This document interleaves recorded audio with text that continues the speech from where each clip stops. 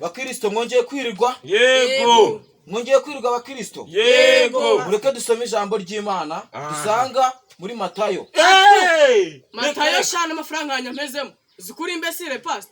Waratinya kurasoma muri Matayo se wasomye muri byibuze Pierre kandi Sibyo navugaga nibyo byiza nasome muri Pierre. Mureke dusome muri Sahuri. Sahuri reka Sahuri n'umunyamade. Ndahinga ibigori agasarura, nahinga ibitoki agasarura, ikintu cyose meze sinagera mu murima wanjye. Niba mudashaka ko dusoma rero muture dutahe. Dutura se gutura nibyo byatuzanye. Tutasenze Kwaze kumva ijambo ry'Imana. Zamura hano.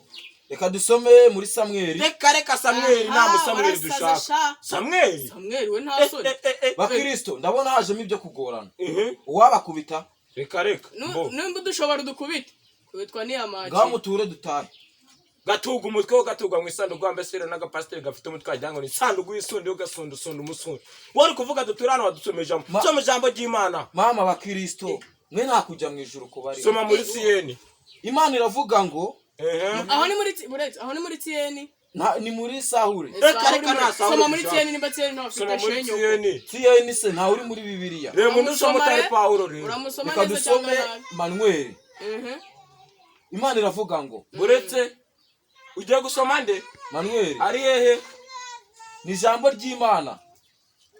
Ijambo ry'Imana nyine si Manuel. Musome gushaka Manuel ntabwo. Musome Manuel, Musome Manuel. Murabyemeye? Yego. Mukunda Imana? Yego. Imana iravuga ngo uyikurikira akayemera azajyanwa mu ijuru. Uretse mbanze nkubaze. Atagoranye. Cicekanye mbaye nkubaze. Kuvuze ngo Imana ngiravuga ayize akabari wovuga. Wari Imana wowe? Imana ntabwo muzi ukuntu ikora.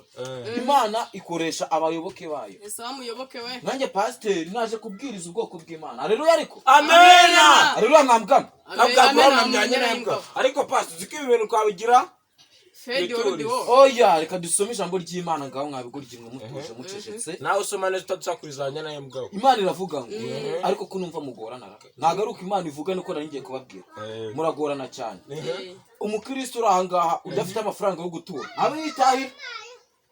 Reka twitere nta mafaranga yo gutura twaze. Urusengero no kubucuruzi ntabwo tubyemera. Wapi mutura amafaranga Imana izabafasha. None se shareka nkubaze Imana igiza mu rusengero kurya kwa amaturo. Oya amaturo akora imirimo y'Imana. Imbara Imana iradusahura. Uko wicaye hano nta gitangaza Imana yagukoreye. Ntacyo nabonye. Ntacyo wabonye. Wakibonye kimbwiye. Kuba uri muzima ni igitangaza cy'Imana. None se ho kuba uri muzima? Ni igitangaza cya mama we.